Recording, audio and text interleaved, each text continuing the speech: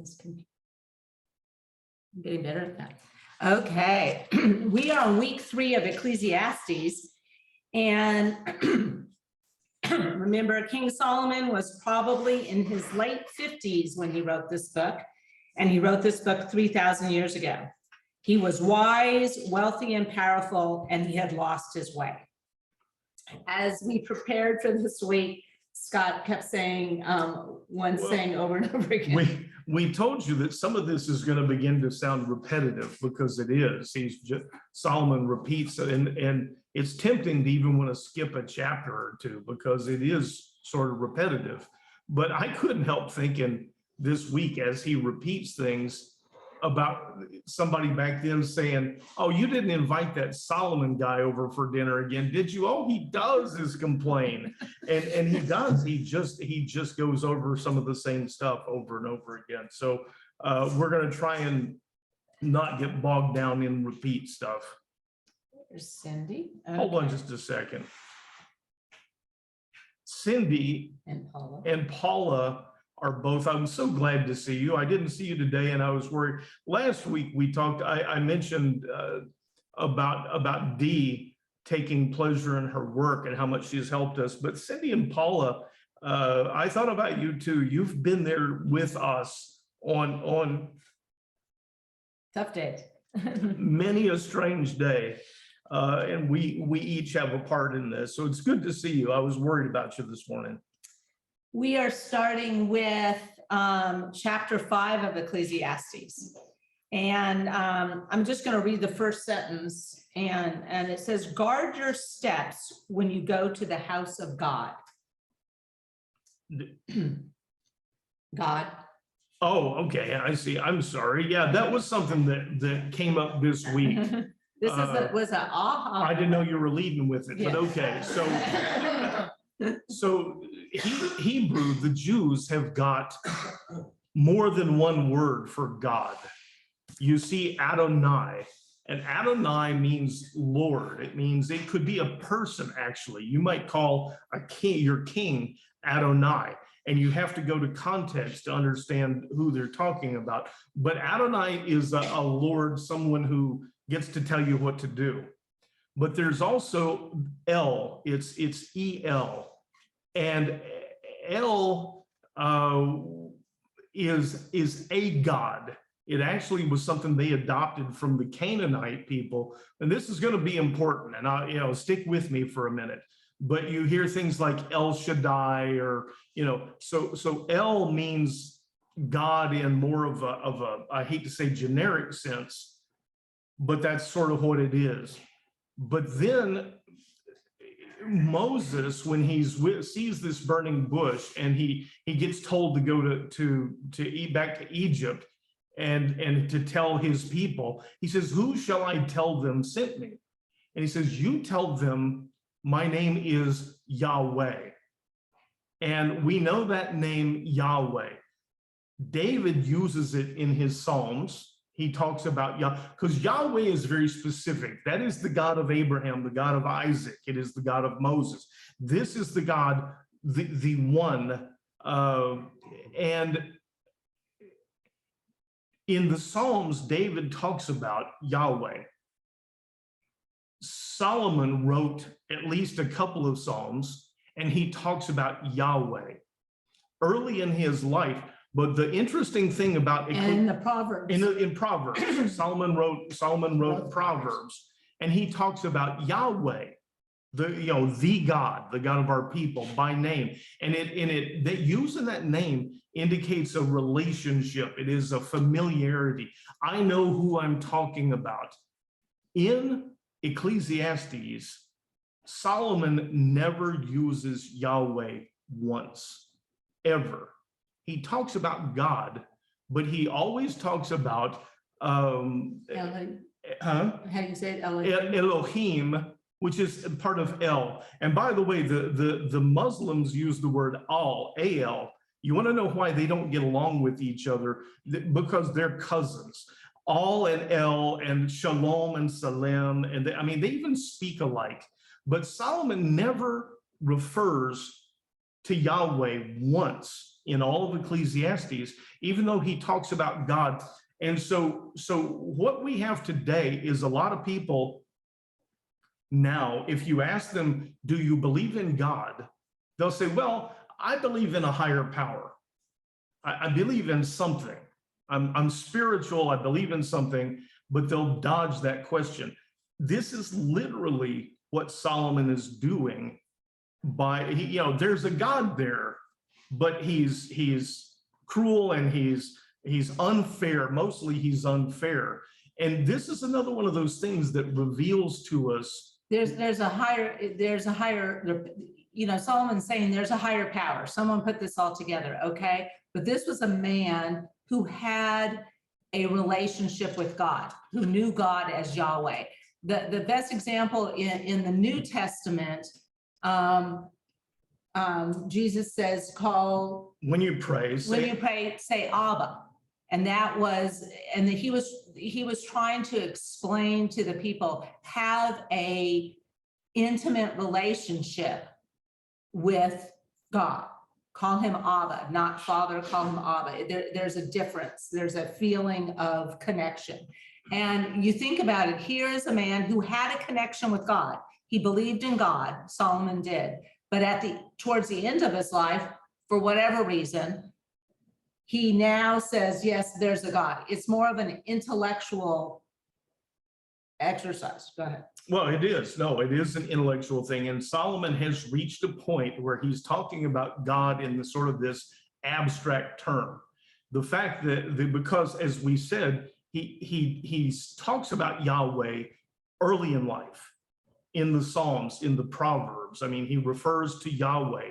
And now he's talking about El and Elohim and this sort of abstract higher power. And it's revealing about, I don't like to tell you here, I'm going to tell you, just trust me. We like to sort of explain why we come to some conclusions. And this is one of them. It really does reveal a whole lot about where he is. And, one of my things is, so what do we learn from this when we lose our way? And how would we know we lose our way? Maybe our walk with God, with our Christian walk with Jesus is not the same as it has been. We believe in God, but maybe we are not seeking God and seeking that relationship. And I think that's sort of what happened to Solomon, and it makes sense. And this is one of those things where if you don't know the word, it just says God. And so, you would miss it. And when Scott said, and we started looking back, what did he use in Proverbs and what did he use in the Psalms? And we found out that he used Yahweh then, and now he's just using this Elohim, generic higher power. So it would be a small g, not a large capital. Yeah, but they talk about the God, the El of our ancestors. There was a time where God had not revealed this name. He tells Moses, but small g, yeah. The Canaanite people also used El to represent God, a God.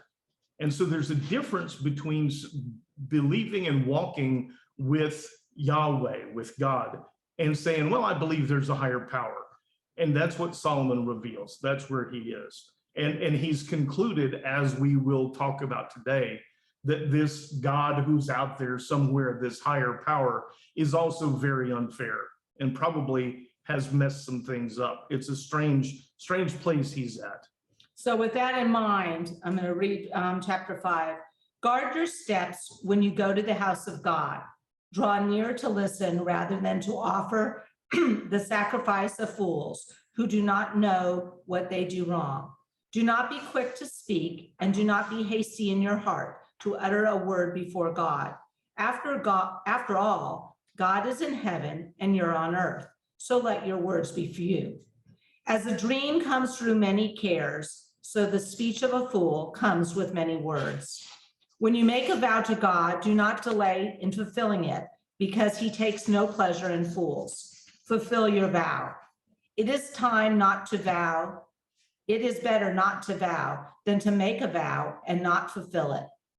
Do not let your mouth cause your flesh to sin, and do not tell the messenger that your vow was a mistake. Why should God be angry with your words and destroy the work of your hands? For as many dreams bring futility, so do many words. Therefore, fear God. One thing before I turn it over to you, to remember that the house of God was the temple, and Solomon had, during his reign, had taken 7 years to build the temple. So the temple was a relatively new thing, not that before that they would have worshiped God in the tabernacle, which was the tent. So it starts out when you guard your steps, when you go to the house of God, don't draw near to listen rather than offer the sacrifice of fools. And this week and late this week, some of the words all of a sudden popped out at me. So bear with me because it's sort of important. But he says, draw near to listen. And that word listen is Shema. The most important prayer in all of Judaism is called the Shema. Shema Yisrael, Adonai Eloheinu, Adonai Echad. Listen and hear. This kind of, when you draw near to listen, is an active, it says listen, pay attention, and hear, and then obey. This sort of listen also includes this idea of obedience. So have care when you go to the house of God. Draw near to listen and not to talk so much. Let your words be few. And you know, it's good advice. Do not be quick to speak, and do not be hasty in your heart to utter a word before God. That's probably good advice most of the time. But he's saying when you go to the house of God, and remember, Solomon has some probably ownership feelings about this because he built it. But I have no doubt there were people, because we've been to synagogues, and there are people running their mouth about stuff all the time. We see it in the New Testament. So this is this advice that he says. After all, God is in heaven and you're on earth, so let your words be few. But he says, when you make a vow, this is down in verse 4, when you make a vow to God, do not delay in fulfilling it. And we heard people this last couple of weeks talk about vows. One of them was talking about marriage vows, remember? Yeah. You make your marriage vow in front of, God and everybody and fulfill it. And this is where words popped out this week. This vow, we now use the word votive.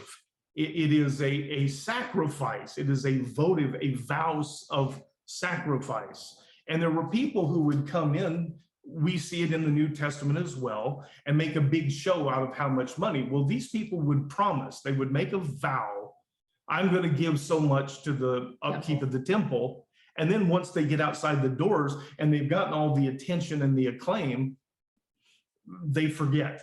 They didn't really want to give the money. They wanted credit for having promised to give the money. And there's something in verse 5, it says, it is better not to vow than to make a vow and not fulfill it. Well, that word fulfill absolutely is pay. It's not fulfill a vow like I make a promise. This has to do with making a votive sacrifice. In other words, I promise I'm going to give some money. And he says it's better not to vow, but if you do make a vow, pay it. And we heard so many things this week of people taking this, and I guess they just don't take the time to dig into it. But this specifically has to do with, if you're going to promise to give money to God, pay your vow, pay it. I don't know, an interesting side note. But how about the whole idea you kept telling me this week when we were studying, look at this holistically. What was Solomon probably really saying here? Why is this is a man who has lost his way. God is an intellectual exercise. He has just built this temple. What is he saying to these people? We have to speculate. Yeah. And and I I know. always like to identify when we're speculating. But if you see where Solomon is, and he's built this temple, and I think Solomon probably does not suffer fools easily. He's got all this wisdom, but he's got people coming into the temple that he's built, running their mouth, and he's telling them, you know what? Listen more than you talk. When you come to the temple, keep your ears open and your mouth shut, because I'm sick of listening to you. And I really think there's some of that in here. And then he says, if you're going to come in and brag about how much money you're going to give to the temple, pay it. Don't walk away. Don't get the acclaim and the kudos and you're gonna, and then walk away and don't pay it. He says, do not let your mouth cause your flesh to sin. Stop running your mouth about this stuff. Do not tell the messenger that your vow was a mistake. That word messenger is malach. It's an angel. An angel, that word means literally messenger. And you have to determine whether it's a human messenger or an angel. But what he's getting across is this sort of idea that the angel takes your words directly to God.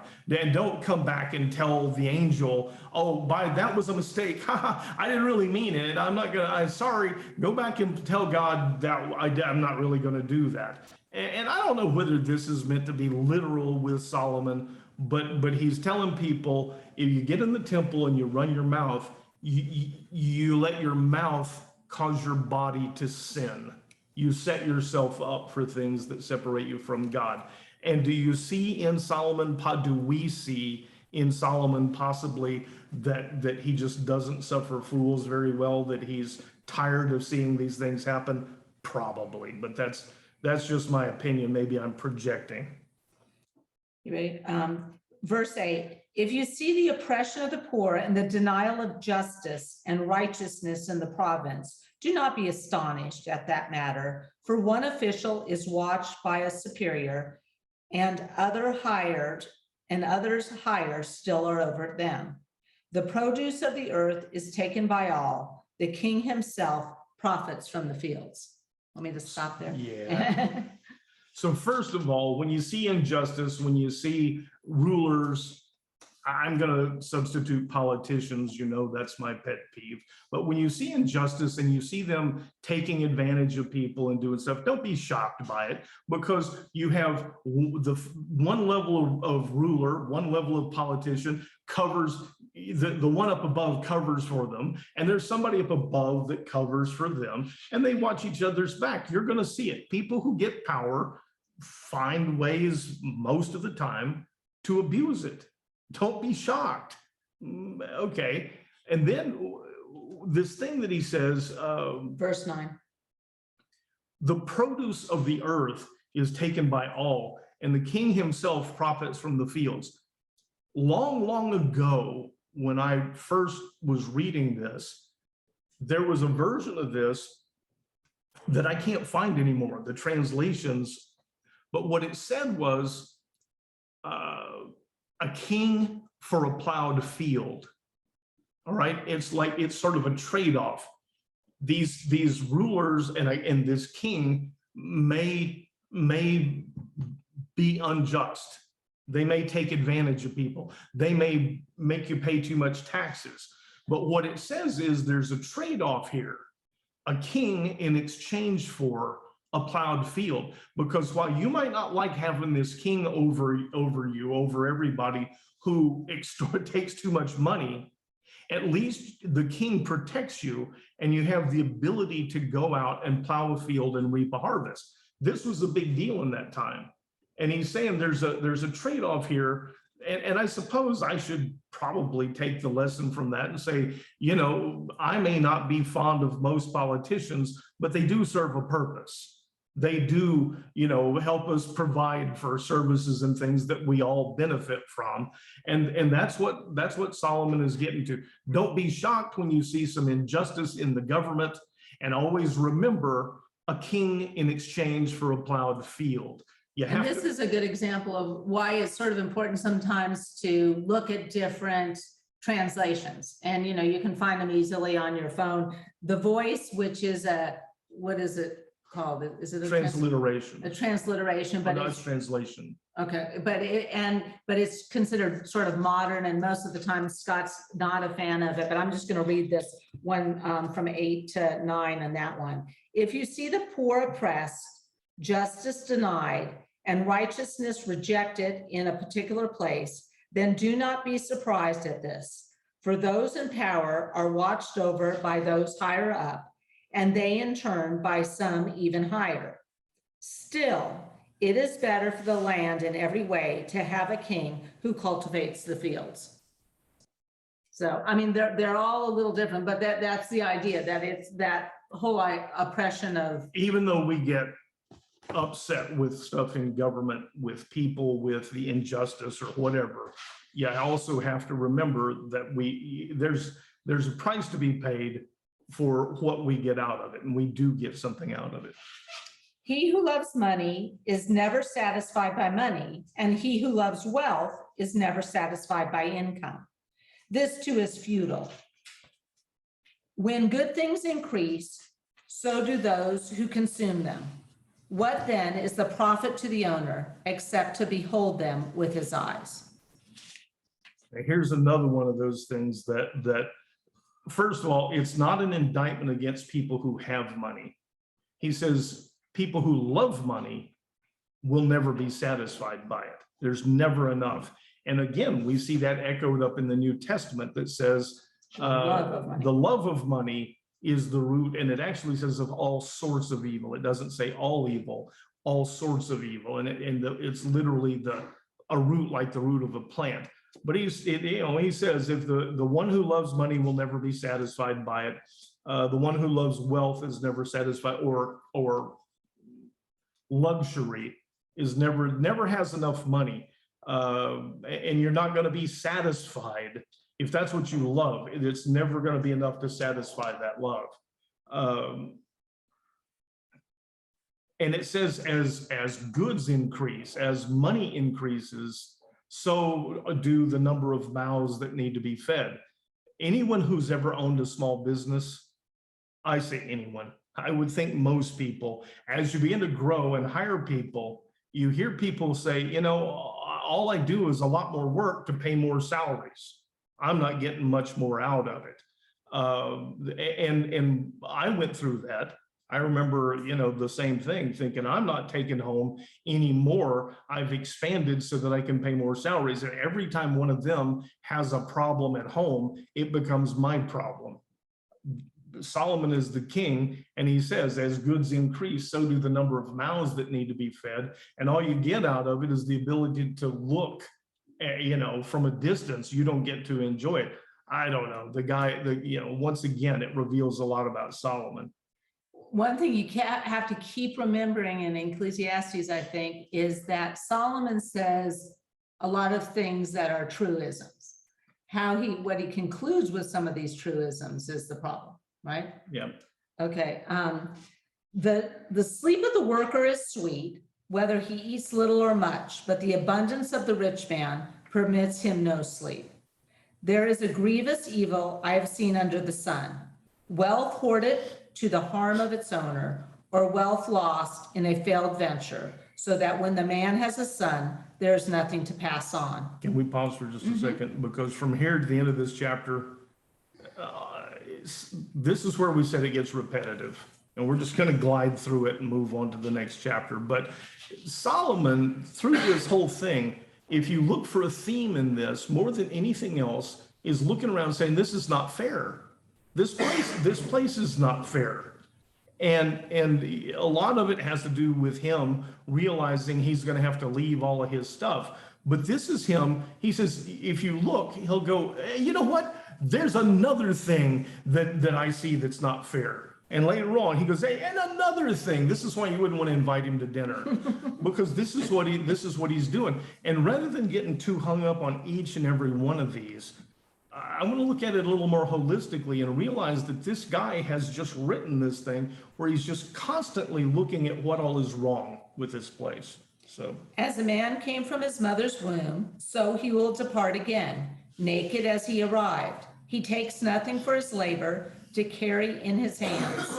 This too is a grievous evil. Exactly as a man is born, so he will depart.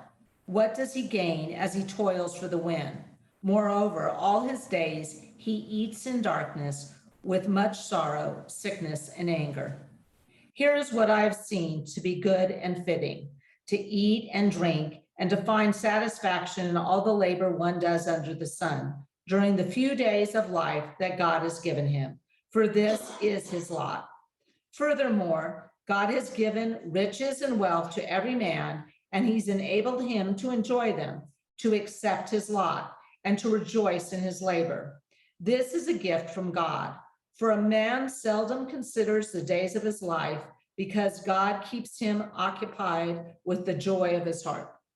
I know That I last said I part? wasn't going to talk a whole lot, Yeah. but there are a couple of things in here that this idea that, you go back, you leave the same way you came in, naked and afraid. And he says, this is a grievous evil. Now remember, he's saying God made things this way and it's evil. It's a grievous evil. He messed up. He created a situation here. If I was God, I'd do better. And if I was, if he just let me run the show like he should, I would do better. And I guess a lot of us are guilty of something similar to that, but it's a grievous evil that God has concocted. That's a pretty bold statement by him.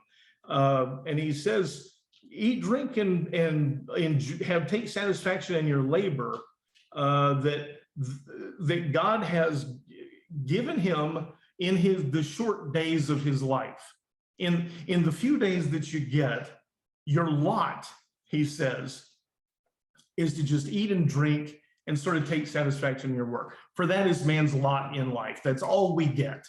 And at the end of that, he says that God's given something to everybody, and they just need to learn to accept it and live with it. It's a gift from God. For a man seldom considers the days of his life, because God keeps him occupied with the joy. In other words, your lot in life, and he keeps you so busy trying to put food on the table that you don't really have time to consider all of these big things that I'm telling you about.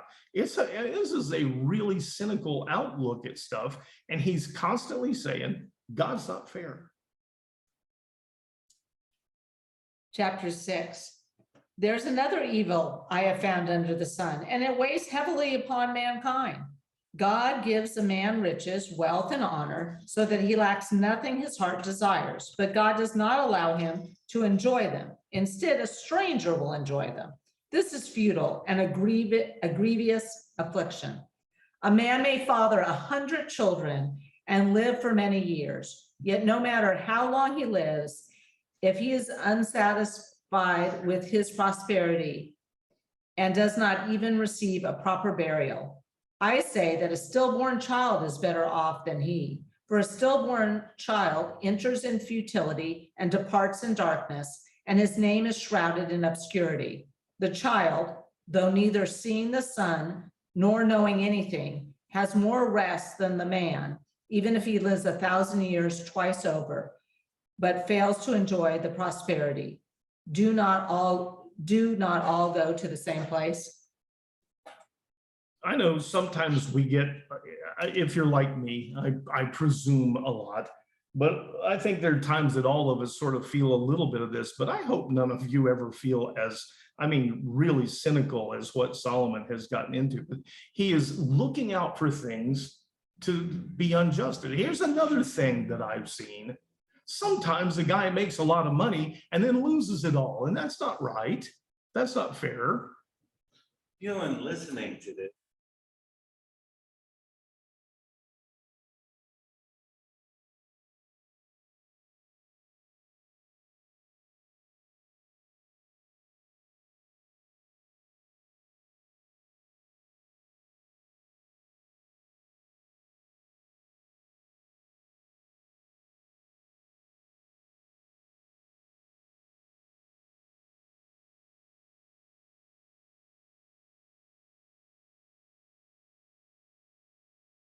Okay, this whole thing that we're studying, all right. Yeah. Hopefully we can recognize some of ourselves in this. You mentioned something that we were talking about last night. We probably would have gotten to it, but I think, and it shows that Solomon, with all of his wisdom, has started to think he is smarter than God. He looks at all these things God got wrong, and you can tell, he says that this is not the way it ought to be. Why is this in here? Again, there are a couple of things we'll look at, but hopefully I would think that part of this is to see some of ourselves and realize, don't go down this path. Yeah, I think it's a wake-up call, and I think one of the, like, we started with this whole idea of Yahweh versus Elohim this morning, and because we listened to a number of the sermon series of Pastor Paul, which is one of the gentlemen we really enjoy listening to, and we really don't like the way he's looked at Solomon, because he has said, this is a book for you to understand your non-believing friends. And the more I'm studying this book, I'm thinking, no, this is a book to remind me when I get into one of those things of this is not fair, life isn't turning out the way I want, to realize maybe I'm not seeking God, and all of a sudden God has become more of an intellectual exercise than having a relationship with God. And understanding there's a difference. And Solomon was someone who I believe had, the way he talked about God in Proverbs or in the Psalms, he had a relationship with God, and now he's backed off. So I think believers can get there. I mean, I have a dear friend in her 90s now who was a believer. If you asked her now in her 90s, she would tell me she believes in a higher being, but she no longer believes or has anything other than an intellectual relationship with her higher being. And it saddens me because I see what that does. I'm glad you said that. And it's worth sort of repeating.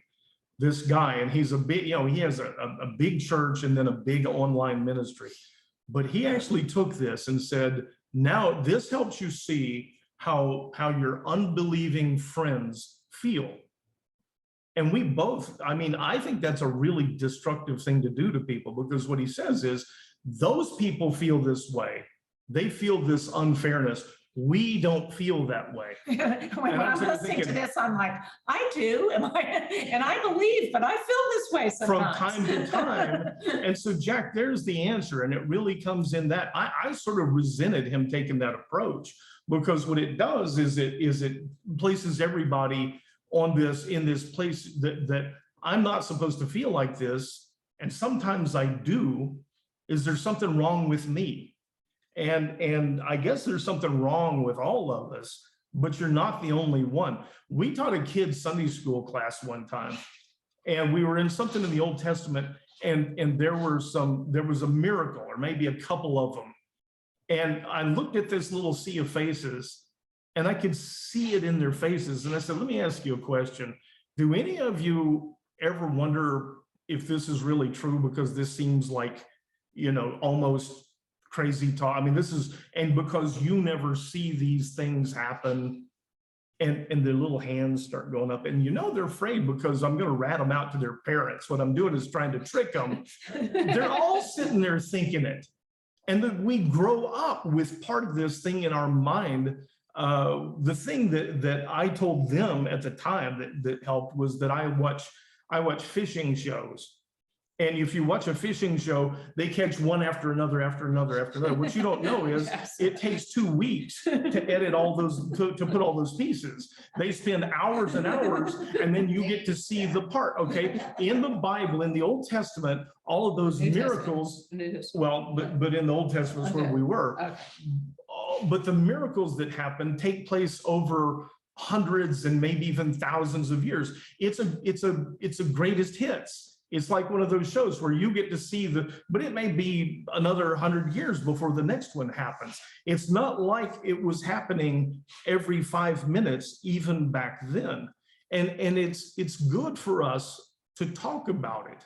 It's good for us to say, sometimes this seems hard for me to believe or to fully grasp, because I've got a pretty good hunch that a lot of people are sitting out there thinking it, and they think, if I admit that, if I raise my hand, somebody's going to think there's something wrong with me. They're going to, they're going to be like judgy at me.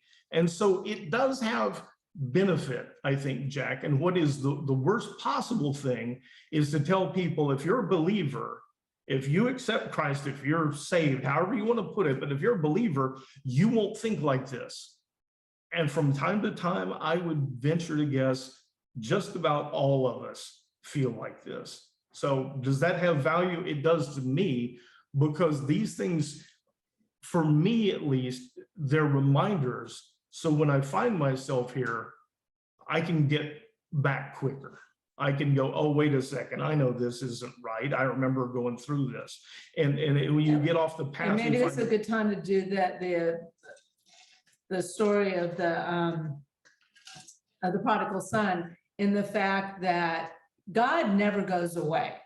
So when we feel like we have a different relationship with God, it's because we're not seeking God anymore, not that God has all of a sudden disappeared. And you reminded me last night of the prodigal son once again. The kid demands his inheritance and runs off to Vegas and does all this stuff. The dad doesn't chase him to Vegas, but the dad's always right there at home. And when the kid comes back and says, I messed up, he puts a ring on his finger.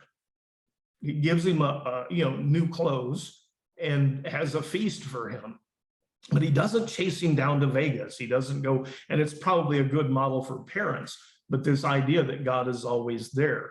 You know what? We're going to get off the path today. Go ahead. Go ahead. No, go ahead. So I was going to tell this sometime today, but I always called New Year's Eve amateur night.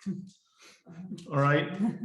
People are out after, and for me, it was, this sounds bad. It wasn't meant bad, but it's sort of like making a trip to the zoo. I would sit back and watch all the funny animals do all the funny things that they do. And if you go to a place on New Year's Eve, especially if there's young people, somebody at some point is going to raise up their glass and yell, "Party!" Okay. And what that is people, they're out looking for something more intense, they believe there's something out there. And so they go out really trying hard on New Year's Eve. Yelling party is like feeling a tickle in your nose and yelling out the word sneeze. It doesn't get it done. It's not a real sneeze. And this is people, like I said, trying so hard because they feel like there's something more out there. And that's Solomon. I spent a New Year's Eve in a, kind of a club. There's a bunch of people in there and people raising up their glass and yelling party. And there's a guy who worked there. He was a barback. He gathered up dirty glasses. And I spent my evening back in the back talking to him, just hanging with him and watching all the funny stuff going on. His name was Loopy. And people who work, like people who clean rooms in hotels, tend to get treated like part of the furniture. We don't even see them. And I spent the entire New Year's Eve, this guy go collect some glasses, but we sat there and talked. And it was more worthwhile to me than raising my glass and yelling party. That night, after he got off his shift, Loopy went back to his little garage apartment and hung himself.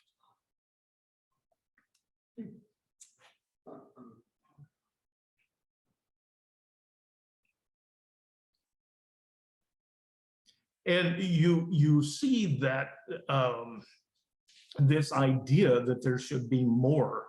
It's easy to ask, was there something I could have done? I didn't have a clue. I knew Loopy didn't get much notice. Nobody much I mean, nobody would sit and talk to him. And I think I did that, but it's pretty obvious that he was, this was not very satisfying. And people get so deep in this idea of it's not fair and I'm not getting that whole New Year's Eve thing is, I'm convinced, is people looking for more. Well, there's Solomon. And the point of this, Jack, to finish this up, is there a point of it being in the canon? I think pulling things out of the box and looking at them is a good thing for us to do. And I think it's an extremely good thing for us as sort of as a group to not fall into that trap of letting someone tell us that just because we're believers, that we don't ever feel this way. And so did we start out with this idea that Solomon no longer talks about Yahweh? He no longer talks about this God that he has a relationship. He talks about this higher power that's out there. Yeah, I think it's significant. And I think that these things help for us when we catch ourselves in that sort of place to go, oh, hey, wait a minute. I see where I've gone. I've gotten off the path. And I hope that helps. And I hope I didn't bore everybody. Thank you. Chapter 6, verse 7. All a man's labor is for his mouth, yet his appetite is never satisfied. What advantage then has the wise man over the fool? What gain comes to the poor man who knows how to conduct himself before others?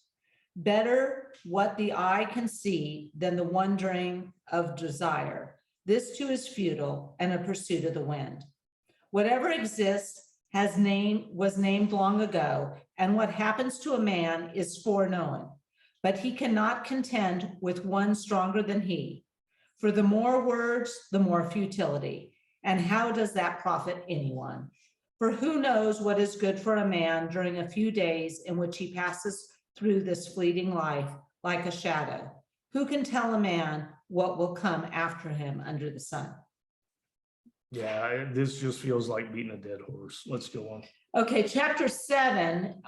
Many people can consider most of chapter 7 like the Proverbs, but this is the Proverbs of the foolish, or the. Yeah. So these are, listen to them because they're written almost like the Proverbs are written. A good name is better than a fine perfume. And one's day of death is better than his day of birth. It's better to enter a house of mourning than a house of feasting, since death is the end of every man, and the living should take this to heart. Sorrow is better than laughter, for a sad countenance is good for the heart. The heart of the wise is in the house of mourning, but the heart of fools is in the house of pleasure. It's better to heed a wise man's rebuke than to listen to the song of fools. For like the crackling of thorns under the pot, so is the laughter of the fool. This too is futile. Surely exhortation turns a wise man into a fool, and a bribe corrupts his heart. The end of a matter is better than the beginning, and a patient spirit is better than a proud one. Do not be quickly provoked in your spirit, for anger settles in the lap of a fool. Do not say, why were the old days better than these? For it is unwise of you to ask about this. Wisdom, like an inheritance, is good, and it benefits those who see the sun.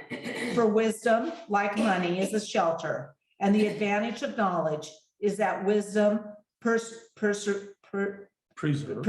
the life of its owner. Consider the work of God, who can straighten what he has bent. In the day of prosperity, be joyful, but in the day of adversity, consider this. God has made one of these along with the other, and that a man cannot discover anything that will come after him. Wow.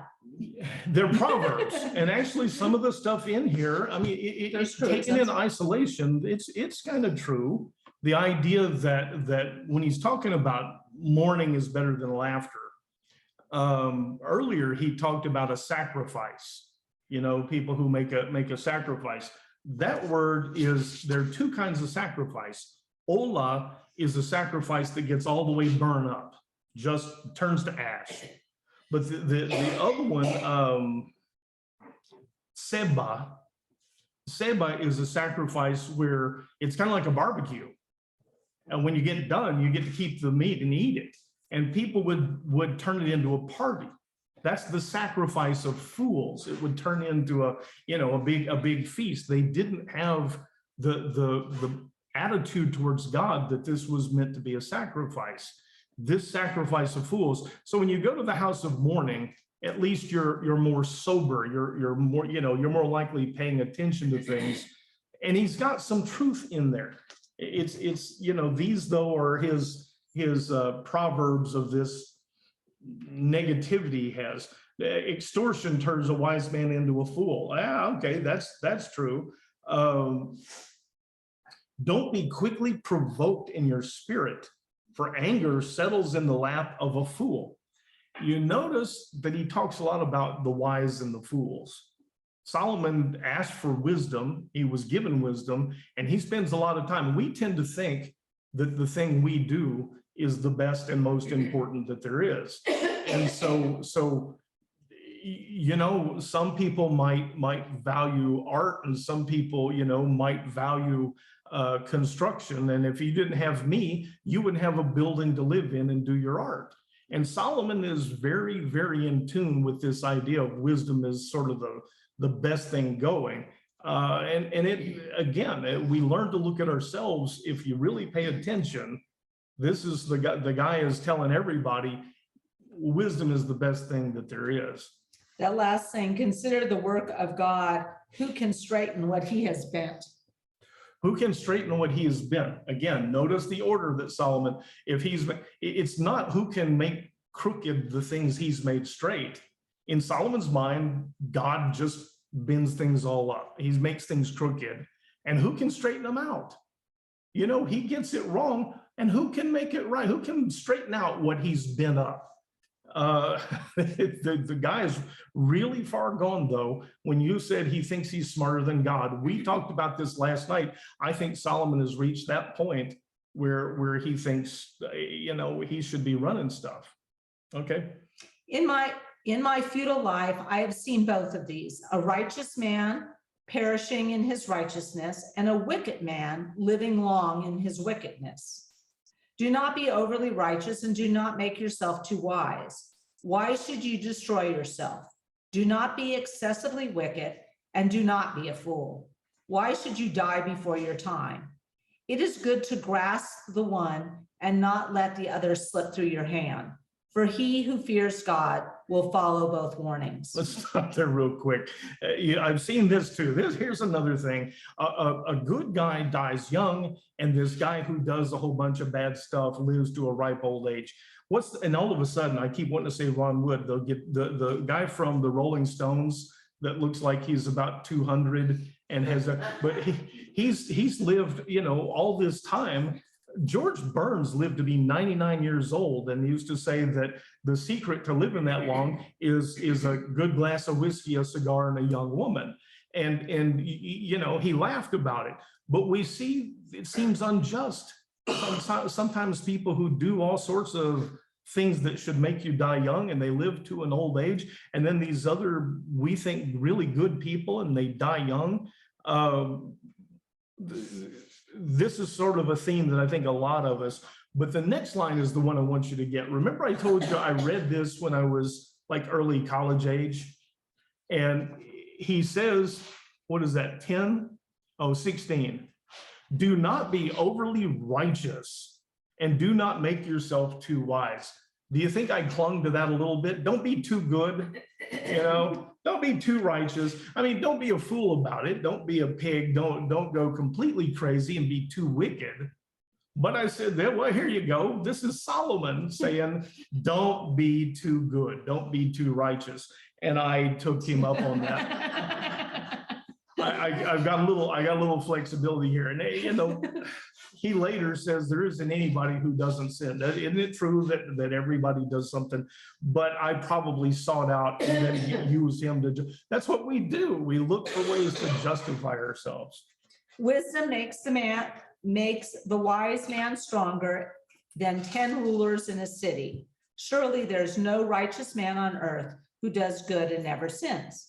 Do not pay attention to every word that is spoken, or you may hear your servant cursing you. You should know in your heart that many times you yourself have cursed others. I had businesses. And then I ran, like IT stuff for some companies. Many times I had to fall back on that verse. Many, many times, because when you have employees, they're going to grumble. And I was probably the best boss ever. No, I mean, I made my mistakes, but I like to think I was pretty good to people, but they're going to grumble. And if you hear them, if you overhear it, or if somebody runs back to you and says, do you know what that person, your employee said about you? You can get pretty twisted. It really can. And so this is where we need to see that Solomon says some pretty wise stuff, but do not pay attention to every word that's spoken, or you may hear your servant cursing you. For you know in your heart that many times you yourself have cursed others. And I had to go back to that and remind myself when I would either hear something or someone would carry a tale back to me, let it go. Everybody does it. Everybody gets talked about. If you're a boss, you're going to have some employee that's so you got to let it go. He's got some good stuff in here. All this I tested by wisdom, saying, I resolved to be wise, but it was beyond me. What exists is out of reach and very deep. Who can fathom it? I directed my mind to understand, to explore, to search out wisdom and explanations, and to understand the stupidity of wickedness and the folly of madness. And I find more bitter than death the woman who is a snare, whose heart is a net, and whose hands are chains. The man who pleases God escapes her, but the sinner is ensnared.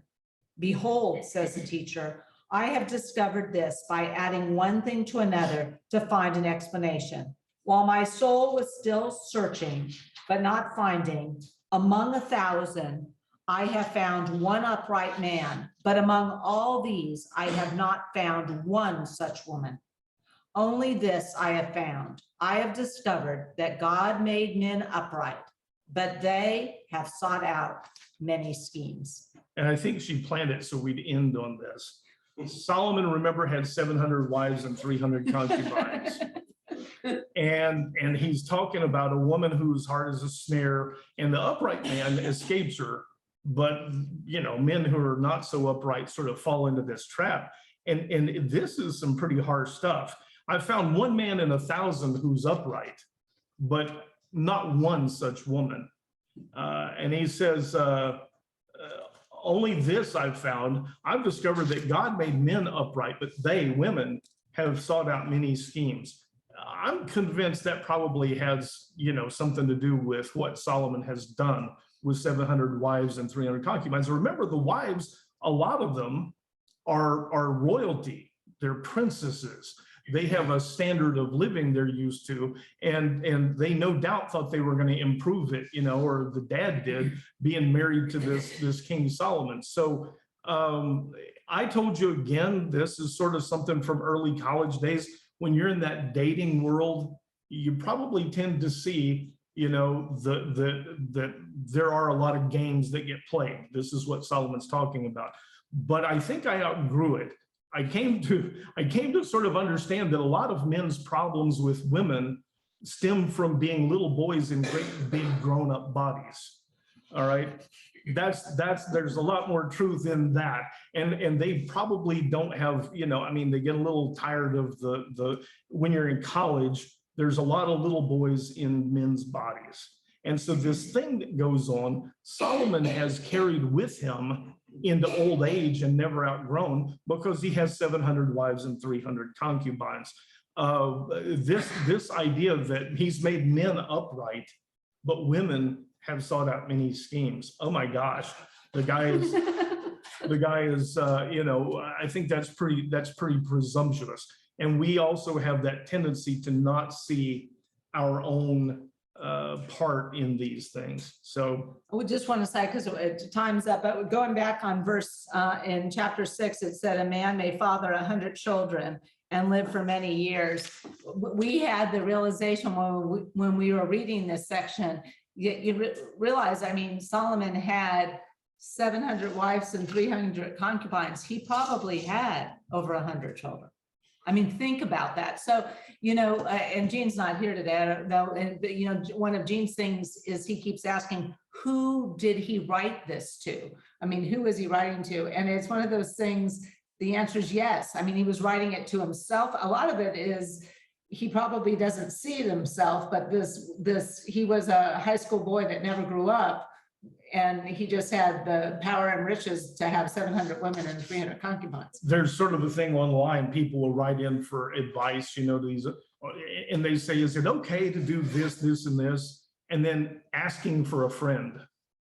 And it's not for me, it's for somebody else who might be wanting to know if it's okay to do this sort of thing.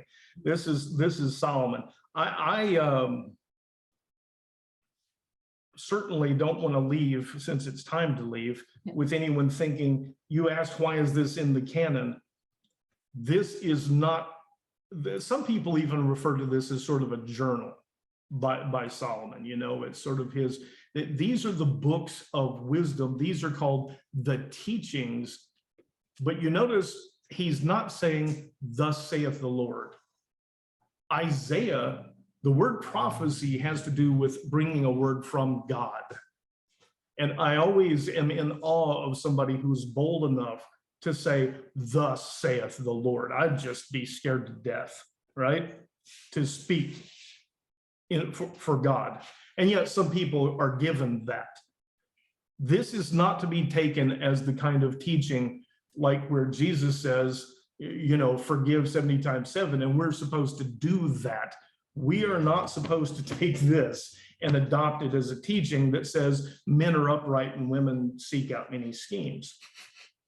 You asked a big question. Why is this in the canon? And I think I answered it ad nauseum.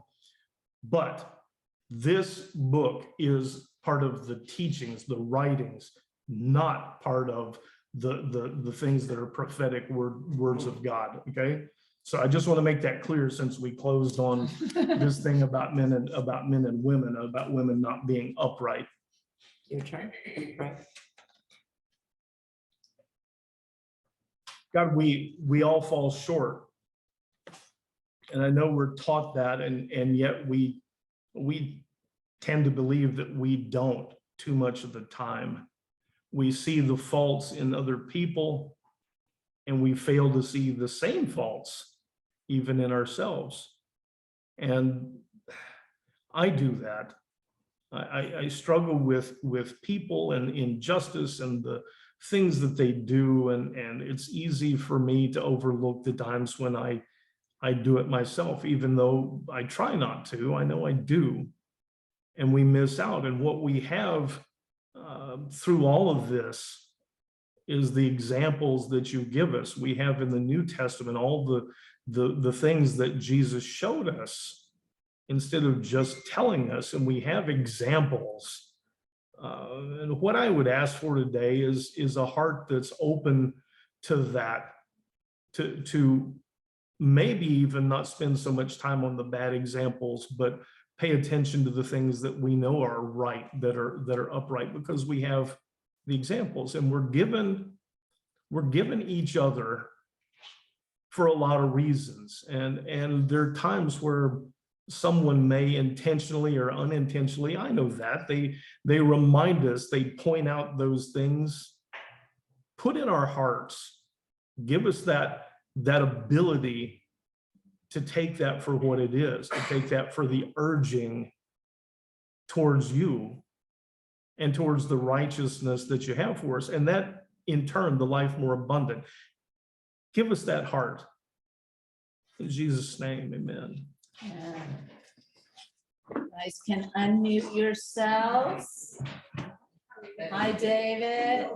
Hello. Guys, are you being a good birthday giver to Sherry? Did she have a I good hope so. birthday? I tried. Okay. Just asking. He did. Good. I can't ask what number birthday it is, but on those 0 birthdays, I wind up having to do like a week-long celebration. Yeah, It wasn't, it was month long. Scott, it wasn't Alaska with no fishing. What's that? It was not Alaska with no fishing by any means, but I just have to tell you, David took me to see a guitar player last night, made it a big surprise. And the guitar, we were far away from the stage. It was at a restaurant and the lights were off on the stage. And we were there for 30 minutes. I didn't realize it was our Don Riley, our favorite guitar player. And so he went finally, and he went and got him to play Glenn Campbell. And finally he was like, Sherry, you know, that's Don Riley. No, I didn't know. So that he's never going to let me forget that. That's pretty neat. That's nice. All right, Dave, you pass.